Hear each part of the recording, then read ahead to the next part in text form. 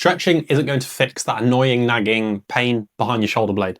And in this video, I'm going to explain why that is and 6 things you can do instead that are actually going to help fix it. Why isn't stretching fixing that nagging knot or pain behind your shoulder blade? It comes down to it's not actually fixing the things that matter, which is actually a lack of mobility at your shoulder blade and a lack of strength around your shoulder blade, your back muscles, your shoulder muscles. As Albert Einstein said, insanity is doing the same thing over and over again and expecting different results. Last night at jiu-jitsu, I was rolling around with a black belt and I was absolutely getting pummeled. I only started 7 weeks ago and I just kept getting choked and getting put in arm bars. It was horrible. But the main thing I learned from this was that the black belt who was on top of me, his mobility and his ability to relax through his spine and rotate and flex and bend and be in awkward and difficult positions was really, really beneficial. And this relates massively to shoulder blade health and function, which is going to help your pain. One of the simplest exercises you can do to help to get your spine moving is this spine mobility sequence. Get a PVC pipe or a stick in that back rack position,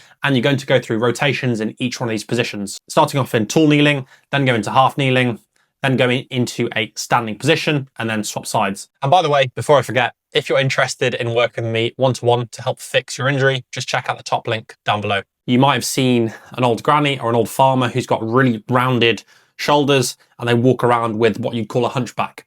Then you might compare this to someone who has really quote unquote good posture and sits bolt upright at their desk all day and is quite young. Neither one of these postures is actually associated with tightness or pain. No posture is good or bad. Just make sure you're moving and exploring different positions throughout your day. If you're sat at a desk all day, then spend a bit of time sitting bolt upright, spend a bit of time slouching. Don't hyper obsess over one particular position. Have you ever wondered why powerlifters get really stiff and painful shoulders? Well, more than likely a lot of the time it's because when they're doing things like a bench press, their shoulder blades are always pinned down and back. So they're always in one position. And point 3 is that you need to incorporate pressing movements that actually get the shoulder blades moving, because the shoulder blades are not actually designed to be pinned back and in one position all the time. When you press overhead, for example, the shoulder blade is designed to rotate and move. The issues come when you do movements where you're pinned down on a bench and the only thing that's moving is your shoulder joint itself and not your shoulder blade, which can cause issues and tightness at the shoulder blade, because if you're pinned back like this all the time, you actually get really, really tight because you have no space between your shoulder blades. So this is very simply just incorporating some movements like a strict press, a dumbbell overhead press. I was at a barbecue on the weekend at my mum and dad's, and I was having an argument with one of my dad's friends about lactose intolerance.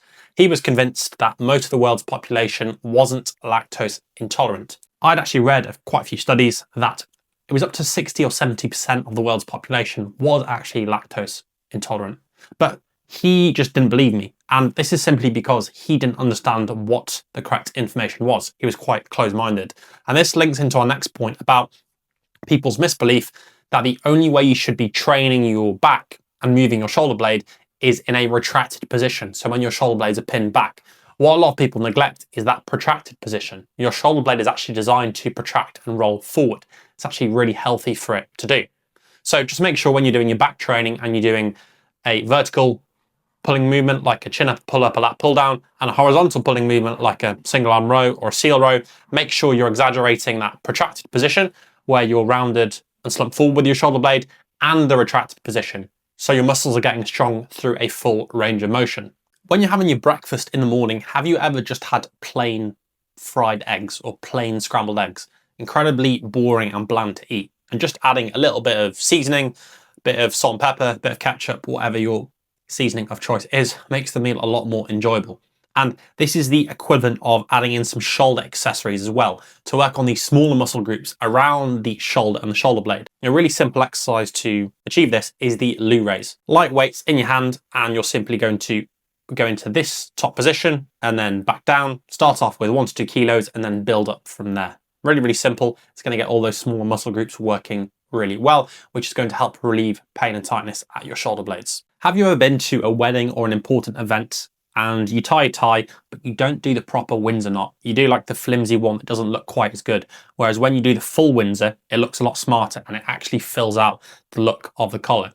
Again, this is the equivalent of adding in some core work to get the spine moving and bending. Now this ties into our first point about mobility of the spine, but this is actively training the core muscles, which is really important, and again will help further up the chain at the shoulder blades. So a great exercise For this is this GHD sit-up with some rotations.